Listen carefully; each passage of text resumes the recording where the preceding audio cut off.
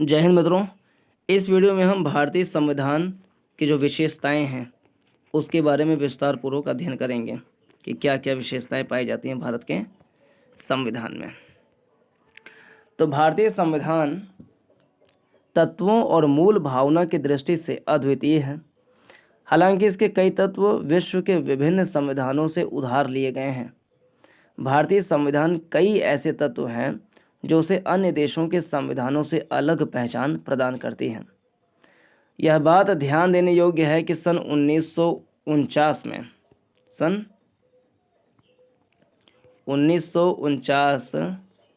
में अपनाए गए संविधान के अनेक वास्तविक लक्षणों में महत्वपूर्ण परिवर्तन हुए हैं।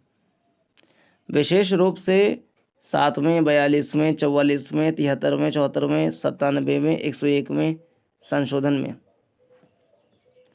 ना कई ऐसे महत्वपूर्ण बदलाव हुए हैं। जैसे 7वें में, 42वें, एक है 52वें में, 61वें में, इसमें भी तो है 7वें, 42वें, 44वें, 52वें, 61वें, 73वें, 74वें, 97वें, 101वें संशोधन में। संविधान में कई बड़े परिवर्तन करने वाले 42वें संविधान संशोधन अधिनियम 1976 को मिनी कॉन्स्टिट्यूशन 42वें संविधान संशोधन अधिनियम 1976 को मिनी कॉन्स्टिट्यूशन कहा जाता है। हालांकि केशवानंद भारती मामले 1973 में सर्वोच्च न्यायालय ने व्यवस्था दी थी कि अनुच्छेद 368 के तहत संसद को मिली संवैधानिक शक्ति संविधान के मूल ढांचे को बदलने की अनुमति नहीं देती। अब देखते हैं संविधान की विशेषताएं क्या हैं। तो भारत का जो संविधान है उसकी पहली विशेषता है कि सबसे लंबा लिखित संविधान है। सबसे लंबा है ये, विश्व में सबसे लंबा लिखित संविधान है भारत का। संविधान को दो वर्गों में विभाजित किया जाता है, लिखित जैसे अमेरिकी संविधान और अलिखित जैसे ब्रिटेन का संविधान।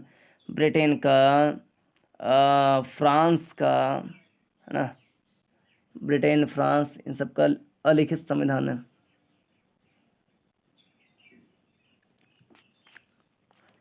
और भारत का संविधान विश्व का सबसे लंबा लिखित संविधान है। यह बहुत वृहद, समग्र और विस्तृत दस्तावेज है। मूल रूप से 1949 संविधान में एक प्रस्तावना 395 अनुच्छेद 22 भागों में विभक्त थे और 8 अनुसूचियां थीं। वर्तमान में इसमें एक प्रस्तावना 470 अनुच्छेद, 395 पहले थे, फिलहाल है 470 अनुच्छेद, यानी कि 75 अनुच्छेद बढ़ गए इन 75 सालों में।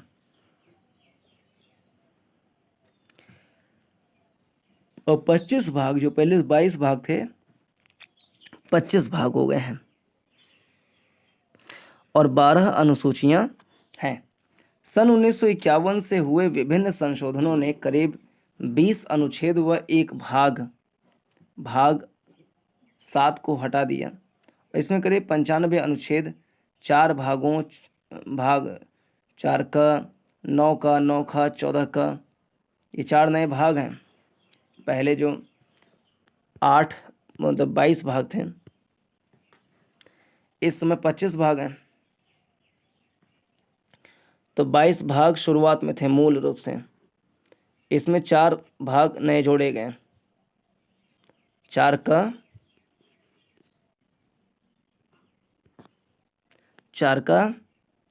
9 का, 9 का, 14 का, ये 4 भाग जोड़े गए हैं विभिन्न संशोधनों के माध्यम से, यानी कि 22 4 26 हो गए। लेकिन एक भाग हटाया भी गया है, जो भाग 7 है उसको हटाया भी गया है। तो कुल मिलाकर के 25 भाग हैं फिलहाल। 4 का, 9 का, 9 का, 14 का, ये 4 नए भाग जोड़े गए और भाग 7 हटाया गया, तो 25 हैं। और इसमें करीब 95 अनुच्छेद जोड़े गए हैं। विश्व के किसी अन्य संविधान में इतने अनुच्छेद और अनुसूचियां नहीं हैं। भारत के संविधान के भाग, महत्वपूर्ण अनुच्छेद और अनुसूचियां क्रमशः तालिकाएं आगे दी गई हैं। भारत के संविधान को विस्तृत बनाने के पीछे निम्न 4 कारण हैं। भौगोलिक कारण, भारत का विस्तार और विविधता इतना ज़्यादा है। ऐतिहासिक कारण, इसके उदाहरण के रूप में भारत शासन अधिनियम 1935 के प्रभाव को देखा जा सकता है। यह अधिनियम बहुत विस्तृत था। फिर जम्मू कश्मीर को छोड़कर केंद्र और राज्यों के लिए एकल संविधान, है ना, तो एकल संविधान की वजह से लंबा हो गया। संविधान सभा में कानून विशेषज्ञों का प्रभुत्व,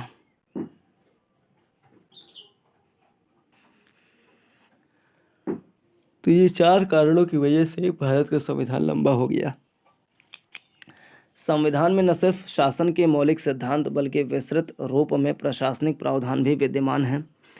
इसके अतिरिक्त अन्य आधुनिक लोकतंत्रों में जिन मामलों को आम विधानों अथवा स्थापित राजनीतिक परिपाटी पर छोड़ दिया गया है, उन्हें भी भारत के संवैधानिक दस्तावेज में शामिल किया गया है।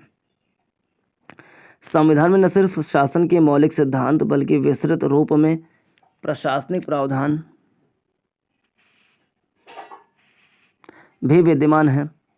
इसके अतिरिक्त अन्य आधुनिक लोकतंत्रों में जिन मामलों को आम विधानों अथवा स्थापित राजनीतिक परिपाटी पर छोड़ दिया गया है, उन्हें भी भारत के संवैधानिक दस्तावेज में शामिल किया गया है। 2019 तक जम्मू और कश्मीर के तत्कालीन राज्य का अपना संविधान था और इसलिए भारत के संविधान के अनुच्छेद 370 के तहत उसे विशेष दर्जा प्राप्त था। 2019 में राष्ट्रपति के एक आदेश, संविधान जम्मू एवं कश्मीर पर लागू आदेश 2019 द्वारा यह विशेष दर्जा समाप्त कर दिया गया। इस आदेश ने पूर्व के संविधान जम्मू एवं कश्मीर पर लागू आदेश 1954 को अधिक्रमित कर दिया।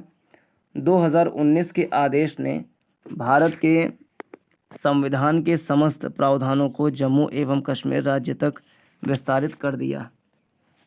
इसके अतिरिक्त जम्मू एवं कश्मीर पुनर्गठन अधिनियम 2019 ने जम्मू एवं कश्मीर राज्य को 2 अलग अलग संघीय क्षेत्रों में विभाजित कर दिया, जम्मू एवं कश्मीर और लद्दाख। दूसरा भारतीय संविधान की विशेषता है विभिन्न स्रोतों से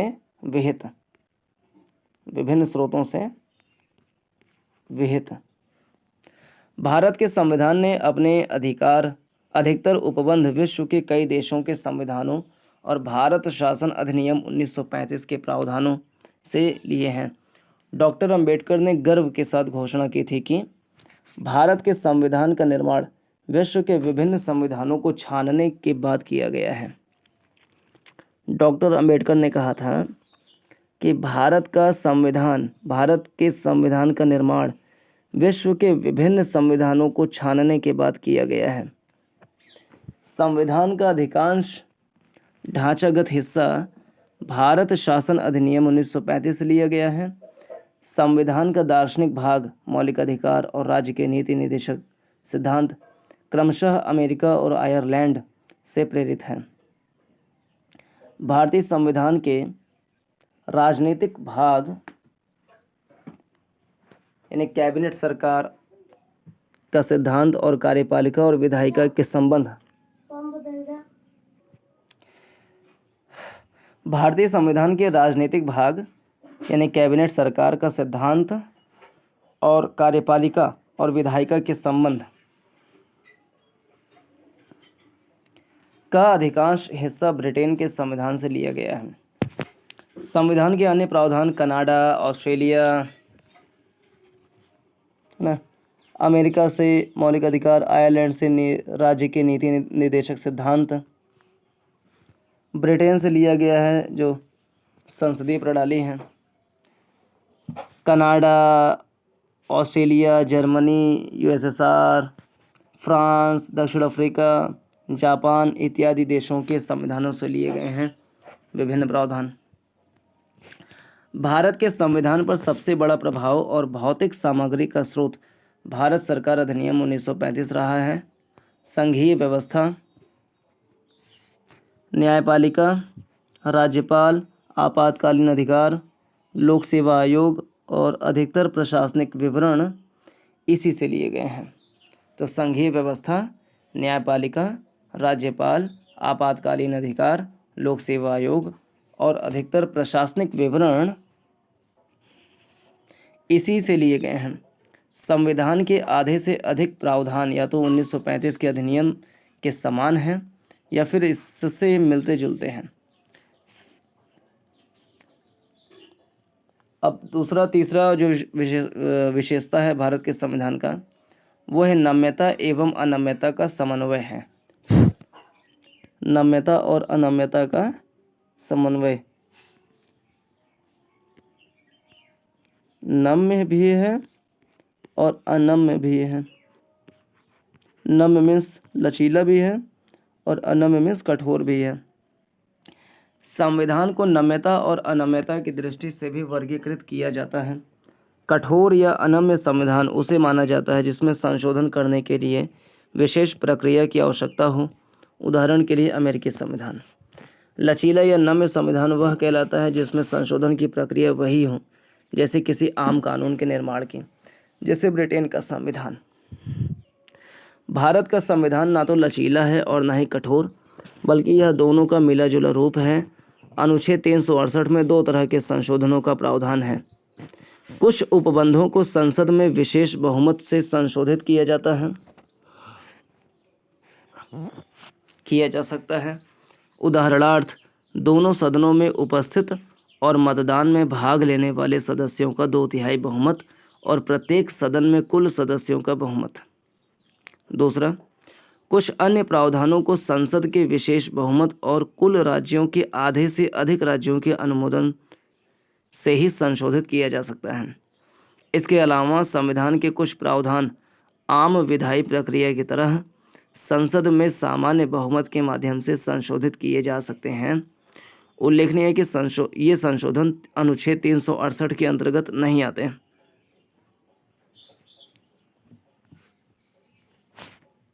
तो भारतीय संविधान की विशेषता क्या है? पहली, सबसे लंबा संविधान है, विभिन्न स्रोतों से लिया गया है, नम्य और अनम्य है, साथ में एकात्मकता की ओर झुकाव के साथ संघीय व्यवस्था। तो भारत में क्या है कि संघात्मक और एकात्मक दोनों के लक्षण पाए जाते हैं।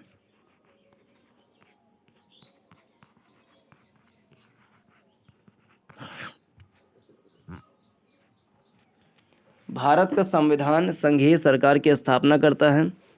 इसमें संघ के सभी आम लक्षण विद्यमान हैं, जैसे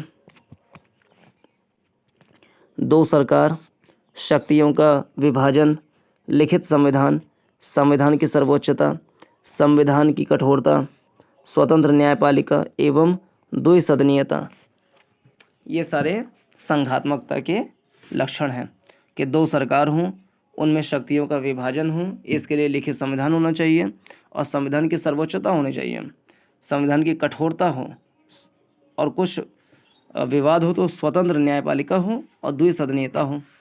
तो 2 सरकार हो, शक्तियों का विभाजन हो, कठोर संविधान हो, लिखित संविधान हो, संविधान की सर्वोच्चता हो, स्वतंत्र न्यायपालिका हो, द्विसदनीयता।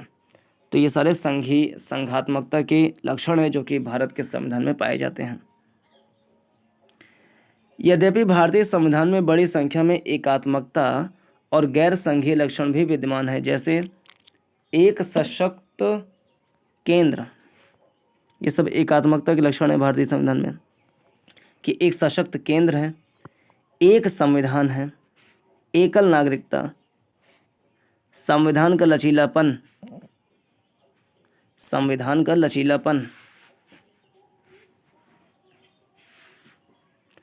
एकीकृत न्यायपालिका, केंद्र द्वारा राज्यपाल की नियुक्ति, अखिल भारतीय सेवाएं, आपातकालीन प्रावधान।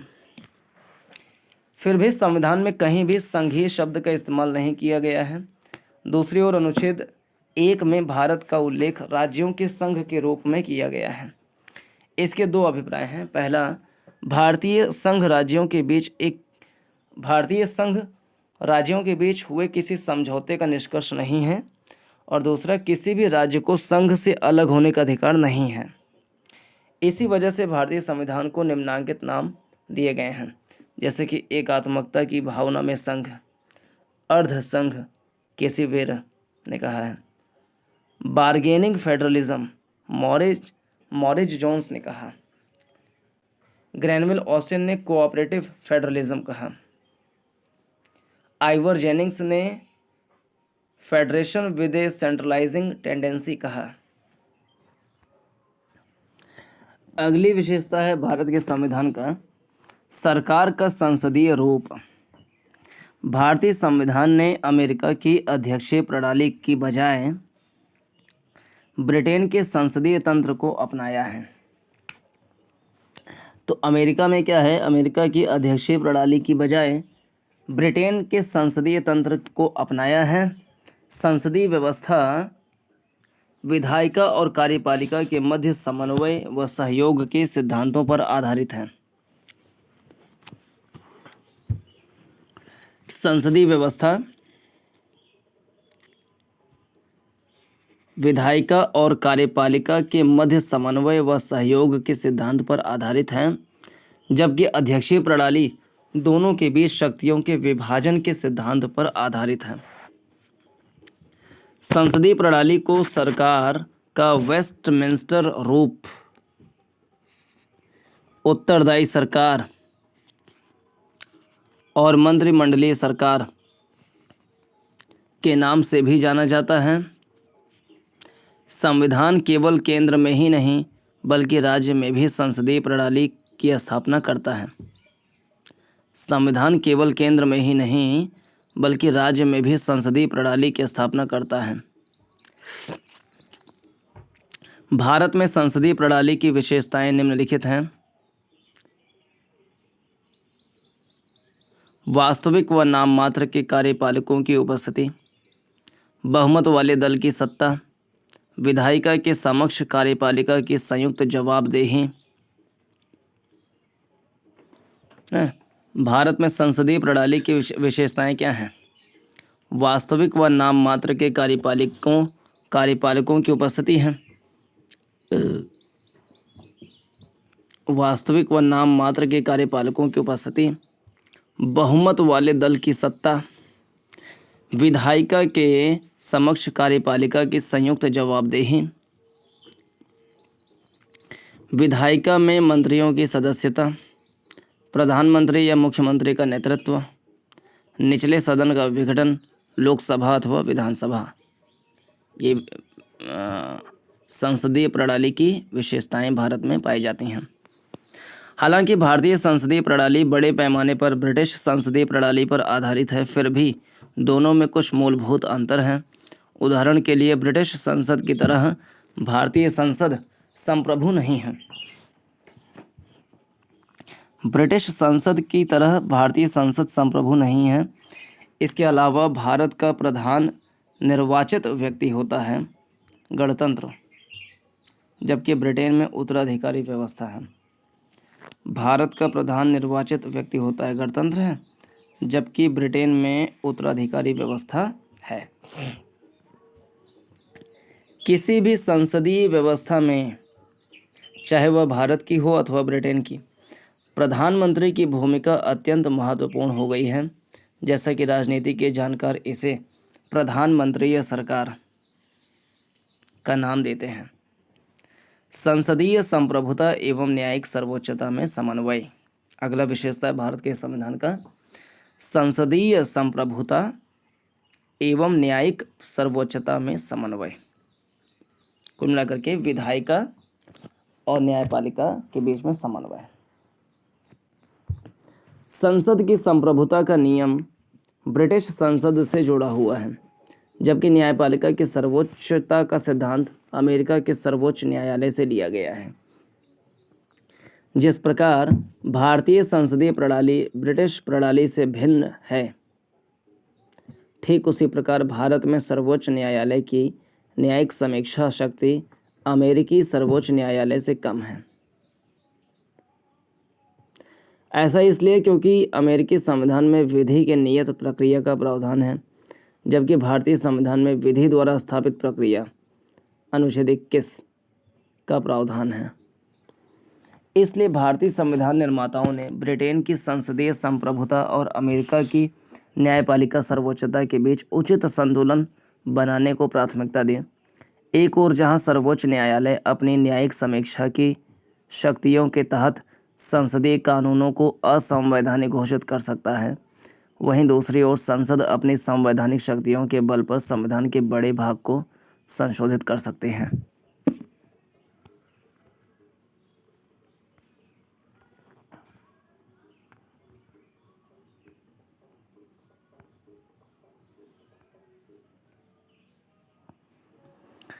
अगली विशेषता है एकीकृत व स्वतंत्र न्यायपालिका। भारतीय संविधान एक ऐसी न्यायपालिका की स्थापना करता है जो अपने आप में एकीकृत होने के साथ साथ स्वतंत्र है। भारत की न्याय व्यवस्था में सर्वोच्च न्यायालय शीर्ष पर है।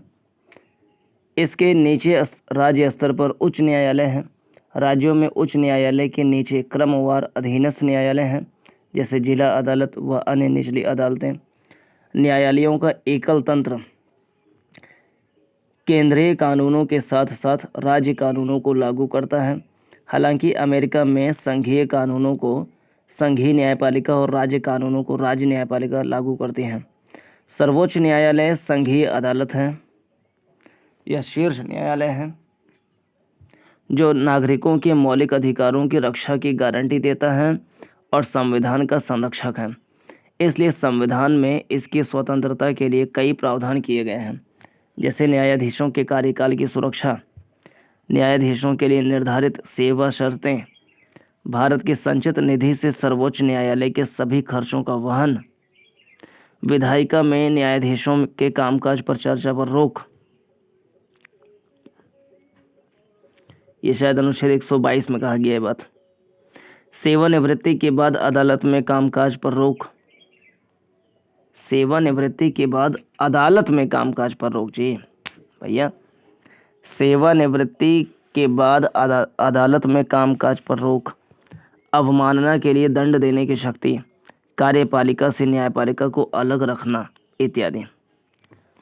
अगली विशेषता है मौलिक अधिकार। संविधान के तीसरे भाग में 6 मौलिक अधिकारों का वर्णन किया गया है। समानता का अधिकार 14 से 18, स्वतंत्रता का अधिकार 19 से 22, शोषण के विरुद्ध अधिकार 23-24, धार्मिक स्वतंत्रता का अधिकार 25 से 28, सांस्कृतिक व शिक्षा का अधिकार 29-30 में, संवैधानिक उपचारों का अधिकार अनुच्छेद 32।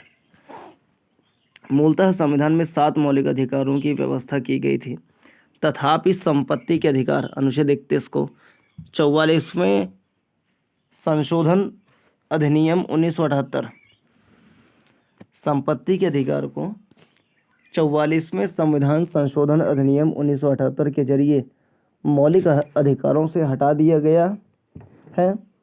इसको संविधान के भाग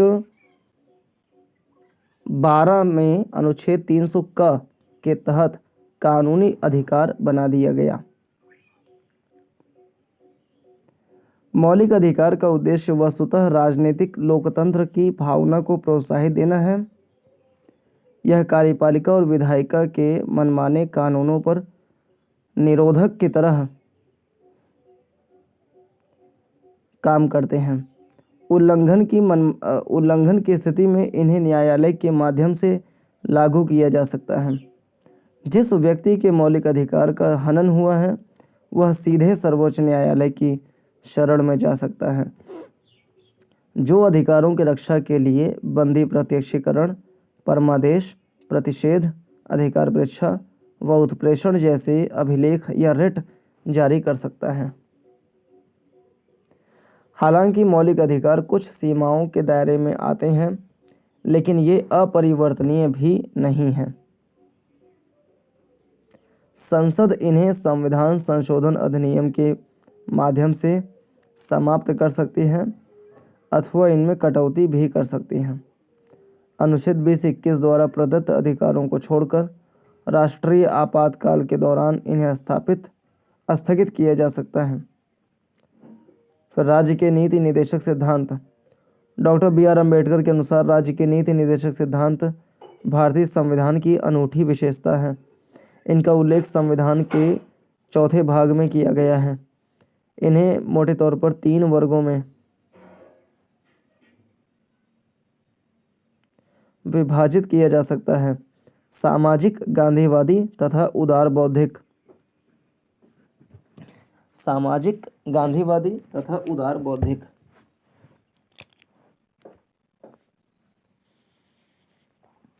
नीति निदेशक तत्वों का कार्य सामाजिक व आर्थिक लोकतंत्र को बढ़ावा देना है। देखो, नीति निदेशक का तत्वों का कार्य सामाजिक व आर्थिक लोकतंत्र को बढ़ावा देना है। इनका उद्देश्य भारत में एक कल्याणकारी राज्य की स्थापना करना है। इनका उद्देश्य भारत में एक कल्याणकारी राज्य की स्थापना करना है। हालांकि मौलिक अधिकारों की तरह इन्हें कानून रूप में लागू नहीं किया जा सकता। संविधान में कहा गया है कि देश की शासन व्यवस्था में ये सिद्धांत मौलिक हैं और यह देश की जिम्मेदारी है कि वह कानून बनाते समय इन सिद्धांतों को अपनाए। इसलिए इन्हें लागू करना राज्यों का नैतिक कर्तव्य है, किंतु इनकी पृष्ठभूमि में वास्तविक शक्ति राजनीतिक है, अर्थात जनमत।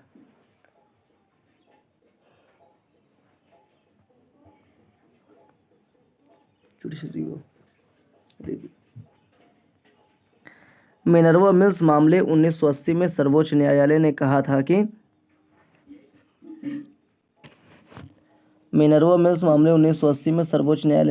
कि भारतीय संविधान की नींव मौलिक अधिकारों और नीति निदेशक सिद्धांतों के संतुलन पर रखी गई है।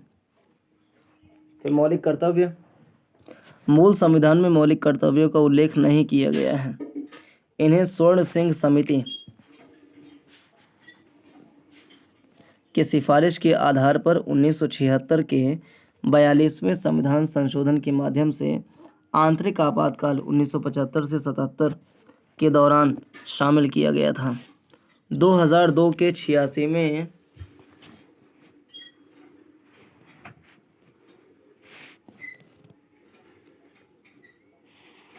संविधान संशोधन ने एक और मौलिक कर्तव्य को जोड़ा।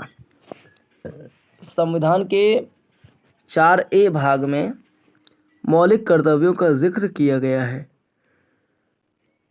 ठीक है, जिसमें केवल एक अनुच्छेद 51 क है। इसके तहत प्रत्येक भारतीय का यह कर्तव्य होगा कि वह संविधान, राष्ट्रध्वज, राष्ट्रगान का आदर करे, राष्ट्र की संप्रभुता, एकता और अखंडता की रक्षा करे, हमारी मिश्रित संस्कृति की समृद्ध धरोहर का अनुरक्षण करें, सभी लोगों में आपसी भाईचारे की भावना का विकास करें इत्यादि।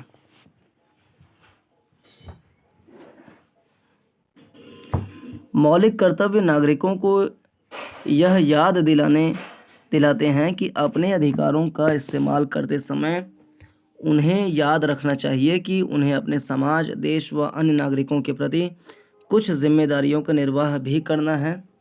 नीति निदेशक तत्वों की तरह कर्तव्यों को भी कानून रूप में लागू नहीं किया जा सकता।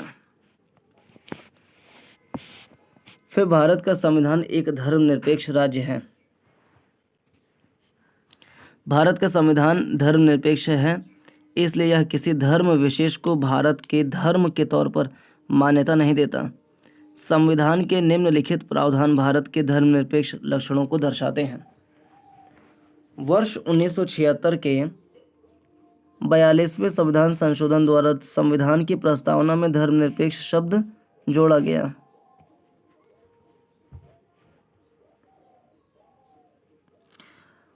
प्रस्तावना हर भारतीय नागरिक की आस्था, पूजा अर्चना व विश्वास की स्वतंत्रता की रक्षा करती है। किसी भी व्यक्ति को कानून के समक्ष समान समझा जाएगा और उसे कानून की समान सुरक्षा प्रदान की जाएगी।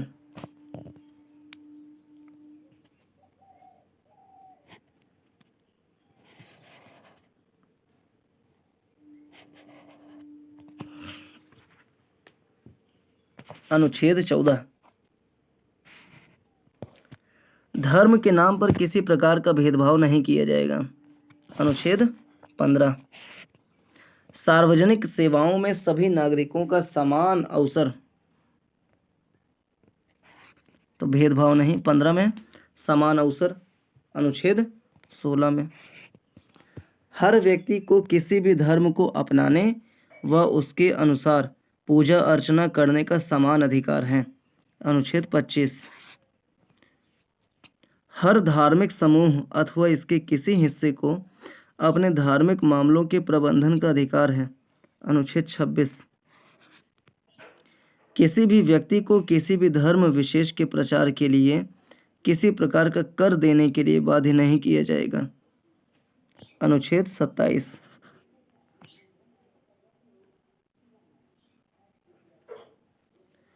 तो कर देने के लिए, कर माने टैक्स, कर देने के लिए बाध्य नहीं किया जाएगा। 27 में है किसी भी सरकारी शैक्षिक संस्थान में किसी प्रकार के धार्मिक निर्देश नहीं दिए जाएंगे।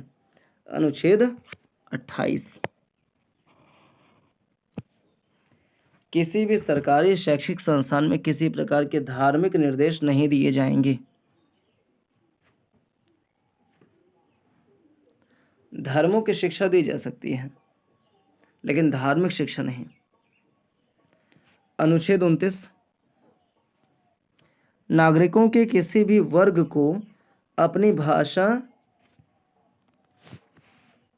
लिपि अथवा संस्कृति को संरक्षित रखने का अधिकार है। अनुच्छेद 29। भाषा, लिपि, संस्कृति। अनुच्छेद 30 में कहा गया है अल्पसंख्यकों को अपनी पसंद के शैक्षिक संस्थानों की स्थापना करने और उन्हें संचालित करने का अधिकार है। अनुच्छेद 30। अनुच्छेद 44। राज्य सभी नागरिकों के लिए समान नागरिक संहिता यूनिफॉर्म सिविल कोड यूसीसी के लिए प्रयास करेगा। ये बात कहा गया है अनुच्छेद 44 में संविधान के। धर्मनिरपेक्षता की पश्चिमी अवधारणा धर्म यानी चर्च और राज्य यानी राजनीति के बीच पूर्ण अलगाव रखती है। धर्मनिरपेक्षता की यह नकारात्मक अवधारणा भारतीय परिवेश में लागू नहीं हो सकती क्योंकि यहाँ का समाज बहुधर्मवादी है। इसलिए भारतीय संविधान में सभी धर्मों को समान आदर अथवा सभी धर्मों की समान रूप से रक्षा करते हुए धर्मनिरपेक्षता के सकारात्मक पहलू को शामिल किया गया है। इसके अलावा संविधान ने विधायिका में धर्म के आधार पर कुर्सी का आरक्षण देने वाले पुराने धर्म आधारित प्रतिनिधित्व को भी समाप्त कर दिया है। हालांकि संविधान अनुसूचित जाति और जनजाति को उचित प्रतिनिधित्व प्रदान करने के लिए अस्थायी आरक्षण प्रदान करता है। फिर सार्वभौमिक वयस्क मताधिकार, यह है अगली विशेषता। सार्वभौमिक वयस्क मताधिकार भारतीय संविधान द्वारा राज्य विधानसभाओं और लोकसभा के चुनाव के आधार स्वरूप सार्वभौम वयस्क मताधिकार को अपनाया गया है। हर व्यक्ति जिसकी उम्र कम से कम 18 वर्ष है उसे धर्म, जाति, लिंग, साक्षरता अथवा संपदा इत्यादि के आधार पर कोई भेदभाव किए बिना मतदान करने का अधिकार है। वर्ष 1989 में 61वें संविधान संशोधन अधिनियम 1988 के द्वारा मतदान करने की उम्र 21 वर्ष से घटाकर 18 वर्ष कर दिया गया था। देश के वृहद आकार, जनसंख्या, उच्च गरीबी, सामाजिक असमानता, अशिक्षा आदि को देखते हुए संविधान निर्माताओं द्वारा सार्वभौम वयस्क मताधिकार को संविधान में शामिल करना एक साहसिक व सराहनीय प्रयोग था। वयस्क मताधिकार लोकतंत्र को बड़ा आधार देने के साथ साथ आम जनता के स्वाभिमान में वृद्धि करता है, समानता के सिद्धांत को लागू करता है, अल्पसंख्यकों को अपने हितों की रक्षा करने का अवसर देता है तथा कमज़ोर वर्गों के लिए नई आशाएं और प्रत्याशा जगाता है। एकल नागरिकता। यद्यपि भारतीय संविधान फेडरल है और दो लक्षणों एकल व संघीय का प्रतिनिधित्व करता है, मगर इसमें केवल एकल नागरिकता का प्रावधान है, अर्थात भारतीय नागरिकता। दूसरी ओर अमेरिका जैसे देशों में प्रत्येक व्यक्ति के पास न केवल देश की नागरिकता होती है, बल्कि वह जिस राज्य में रहता है उसकी भी नागरिकता होती है। इसलिए वह अधिकारों के दो समूहों का लाभ उठाता है। पहला राष्ट्रीय सरकार द्वारा प्रदत्त तथा दूसरा राज्य सरकार द्वारा प्रदत्त। भारत में सभी नागरिकों को, चाहे वो किसी भी राज्य में पैदा हुए हो या रहते हों, संपूर्ण देश में नागरिकता के समान राजनीतिक और नागरिक अधिकार प्राप्त होते हैं और उसमें कोई भेदभाव नहीं किया जाता।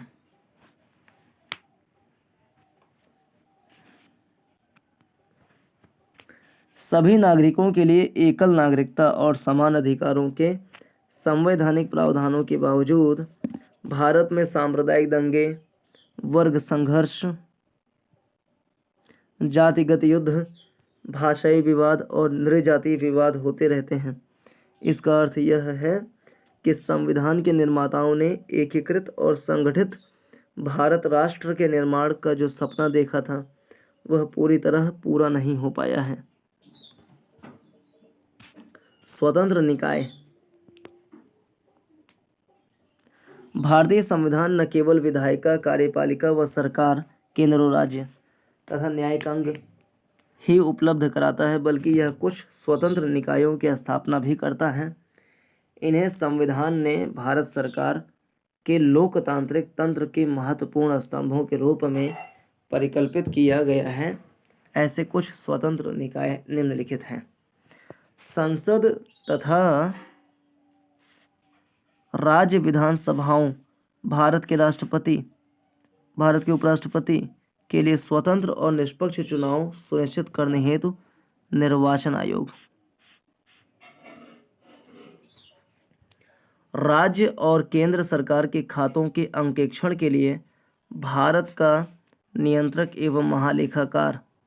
ये जनता के पैसे के संरक्षक होते हैं और सरकार द्वारा किए गए खर्चों की वैधानिकता और उनके उचित होने पर टिप्पणी करते हैं। फिर संघ लोक सेवा आयोग, अखिल भारतीय सेवाओं व उच्च स्तरीय संघ लोक सेवा आयोग, अखिल भारतीय सेवाओं व उच्च स्तरीय केंद्रीय सेवाओं के लिए भर्ती हेतु परीक्षाओं का आयोजन करता है तथा अनुशासनात्मक मामलों पर राष्ट्रपति को सलाह देता है। फिर राज्य लोक सेवा आयोग,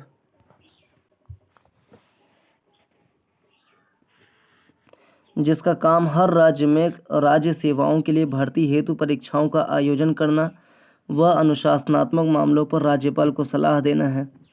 विभिन्न प्रावधानों यथा कार्यकाल की सुरक्षा, निर्धारित सेवा शर्तें, भारत के संचित निधि पर भारित विभिन्न व्यय आदि के माध्यम से संविधान इन निकायों की स्वतंत्रता सुनिश्चित करता है। आपातकालीन प्रावधान।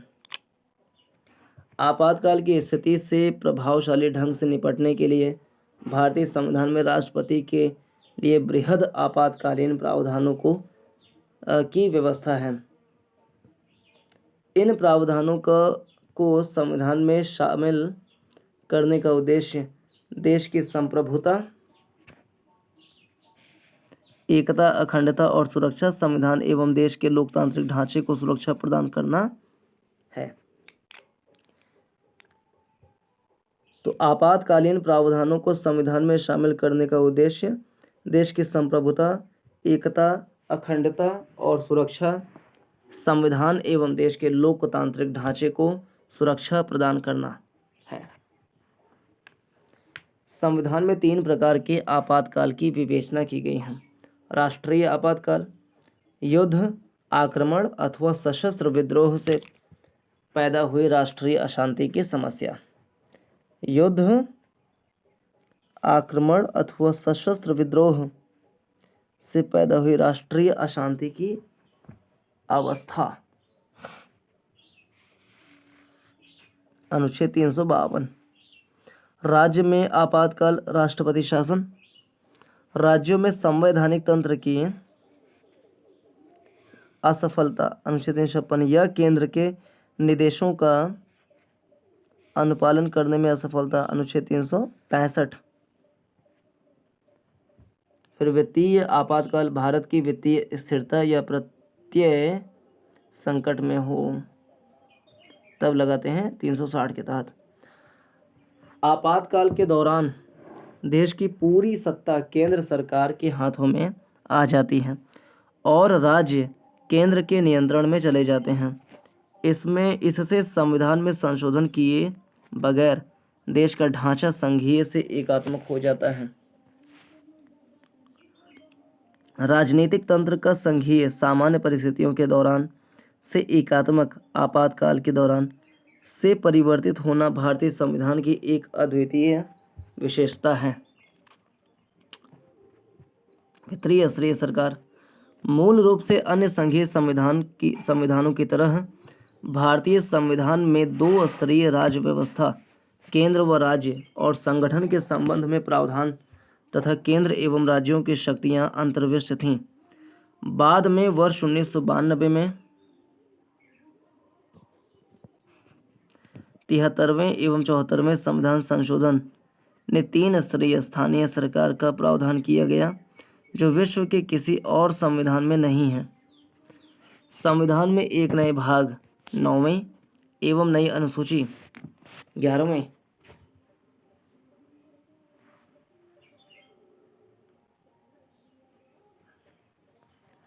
नए भाग 9 और 11वीं अनुसूची जोड़कर वर्ष 1992 के 73वें संविधान संशोधन के माध्यम से पंचायतों को संवैधानिक मान्यता प्रदान की गई।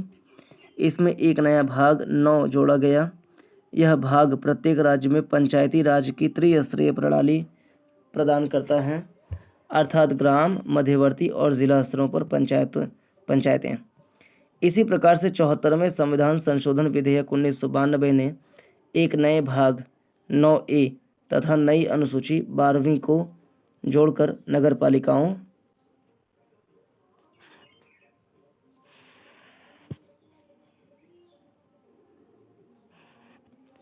नगरपालिकाओं शहरी स्थानीय सरकारें को संवैधानिक मान्यता प्रदान की।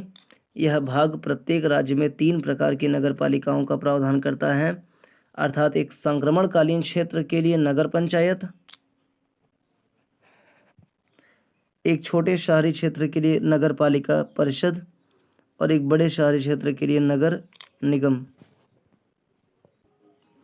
सहकारी समितियां 97वां संविधान संशोधन अधिनियम 2011 97वां संविधान संशोधन अधिनियम 2011 ने सहकारी समितियों को संवैधानिक दर्जा और संरक्षण प्रदान किया। 97वां संविधान संशोधन अधिनियम 2011 ने सहकारी समितियों को कोऑपरेटिव कमेटीज को संवैधानिक दर्जा और संरक्षण प्रदान किया। इस संदर्भ में इसने निम्न 3 परिवर्तन किए संविधान में। पहला, इसने सहकारी समिति गठित करने के अधिकार को मौलिक अधिकार बना दिया। अनुच्छेद 19 में इसने एक नया राज्य का नीति निर्देशक तत्व जोड़ा सहकारी समितियों के प्रोत्साहन के लिए। अनुच्छेद 43 अनुच्छेद 19 अनुच्छेद 43 और इसने संविधान में एक नया भाग 9B जोड़ा सहकारी समितियां द कोऑपरेटिव सोसाइटीज शीर्षक से। अनुच्छेद 243ZH से लेकर 243ZT तक है ये।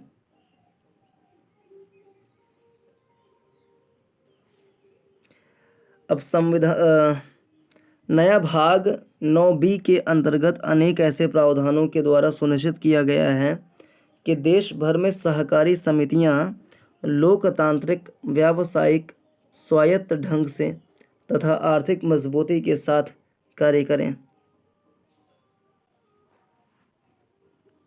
यह संसद को अंतर्राज्य सहकारी समितियों तथा राज्य विधायिकाओं को अन्य सहकारी समितियों के लिए उपयुक्त कानून बनाने की शक्ति प्रदान करता है।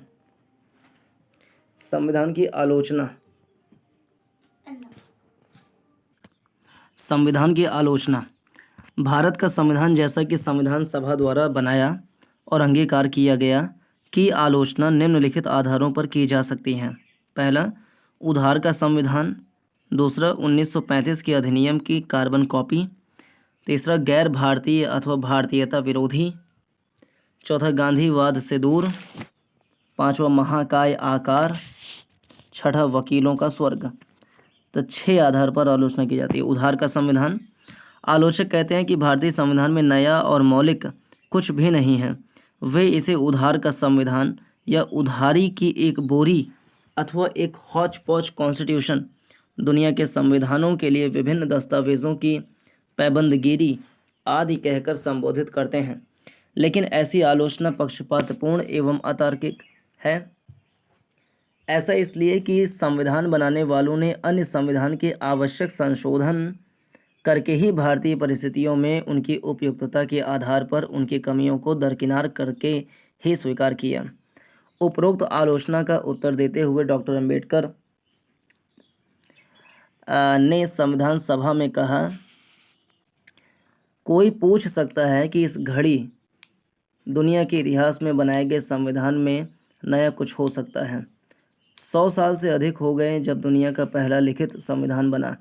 इसका अनुसरण अनेक देशों ने किया और अपने देश के संविधान को लिखित बनाकर उसे छोटा बना दिया। किसी संविधान का विषय क्षेत्र क्या होना चाहिए यह पहले ही तय हो चुका है।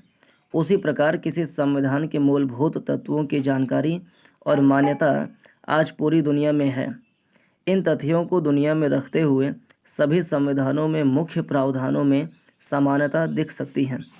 केवल एक नई चीज़ यह हो सकती है किसी संविधान में जिसका निर्माण इतने विलंब से हुआ है कि उसमें गलतियों को दूर करने और देश की ज़रूरतों के अनुरूप उसको ढालने की विविधता उसमें मौजूद रहे। यह दोषारोपण कि यह संविधान अन्य देशों के संविधानों की हूबहू नकल है, मैं समझता हूँ संविधान के यथेष्ट अध्ययन पर आधारित नहीं है। दूसरा, 1935 के अधिनियम की कार्बन कॉपी।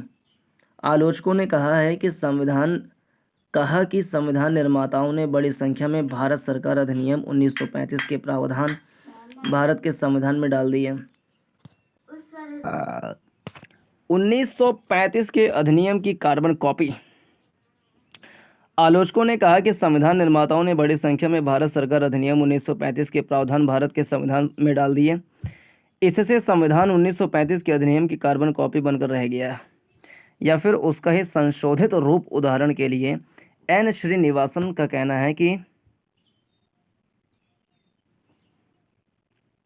भारतीय संविधान भाषा और वस्तु दोनों ही तरह से 1935 के अधिनियम की नकल है।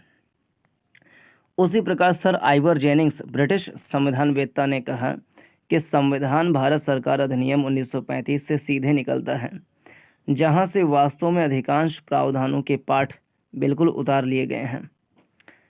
पुनः PR देशमुख संविधान सभा सदस्य ने टिप्पणी की कि संविधान अनिवार्यतः भारत सरकार अधिनियम 1935 ही है, बस वयस्क मताधिकार उसमें जुड़ गया है। उपरोक्त आलोचनाओं का उत्तर संविधान सभा में BR अम्बेडकर ने इस प्रकार दिया। जहां तक इस आरोप की बात है कि प्रारूप संविधान में भारत सरकार अधिनियम 1935 का अच्छा खासा हिस्सा शामिल कर लिया गया है, मैं क्षमा याचना नहीं करूंगा। उधार लेने में कुछ भी लज्जास्पद नहीं है, इसमें साहित्यिक चोरी शामिल नहीं है। संविधान के मूल विचारों पर किसी एक का एकस्व अधिकार, पेटेंट राइट्स नहीं है। मुझे खेद इस बात के लिए है कि भारत सरकार अधिनियम 1935 से लिए गए प्रावधान अधिकतर प्रशासनिक विवरणों से संबंधित हैं। फिर गैर भारतीय अथवा भारतीयता विरोधी। आलोचकों के अनुसार भारत का संविधान गैर भारतीय या भारतीयता विरोधी है क्योंकि यह भारत की राजनीतिक परंपराओं अथवा भावनाओं का प्रतिनिधित्व नहीं करता। उनका कहना है कि संविधान की प्रकृति विदेशी है, जिससे यह भारतीय परिस्थितियों के लिए अनुपयुक्त एवं अकारण है। इस संदर्भ में के हनुमंथैया संविधान सभा सदस्य ने टिप्पणी की, हम वीणा या सितार का संगीत चाहते हैं, लेकिन यहाँ हम एक इंग्लिश बैंड का संगीत सुन रहे हैं। ऐसा इसलिए कि हमारे संविधान निर्माता उसी प्रकार से शिक्षित हुए। उसी प्रकार लोकनाथ मिश्रा, एक अन्य संविधान सभा सदस्य, ने संविधान की आलोचना करते हुए इसे पश्चिम का दासवत अनुकरण बल्कि पश्चिम को दासता आत्मसमर्पण कहा। लक्ष्मी नारायण साहू, एक अन्य संविधान सभा का सदस्य, का कहना था, जिन आदर्शों पर यह प्रारूप संविधान गढ़ा गया है, भारत की मूलभूत आत्मा उनमें प्रकट नहीं होती। यह संविधान उपयुक्त सिद्ध नहीं होगा और लागू होने के फौरन बाद ही टूट जाएगा। गांधीवाद से दूर संविधान। आलोचकों के अनुसार भारत का संविधान गांधीवादी दर्शन और मूल्यों को प्रतिबिंबित नहीं करता। जबकि गांधी जी हमारे राष्ट्रपिता हैं, उनका कहना था कि संविधान ग्राम पंचायत तथा जिला पंचायतों के आधार पर निर्मित होना चाहिए।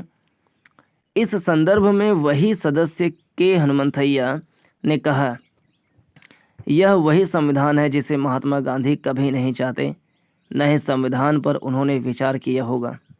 टी प्रकाशम, संविधान सभा के एक और सदस्य, इस कमी का कारण गांधी जी के आंदोलन में अंबेडकर की सहभागिता नहीं होना तथा साथ ही गांधीवादी विचारों के प्रति उनका तीव्र विरोध को बताते हैं।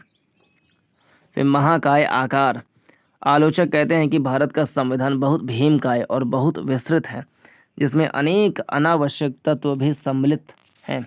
सर आइवर जेनिंग्स, एक ब्रिटिश संविधानवेत्ता, के विचारों में जो प्रावधान बाहर से लिए गए हैं उनका चयन बेहतर नहीं है और संविधान सामान्य रूप से कहें तो बहुत लंबा और जटिल है।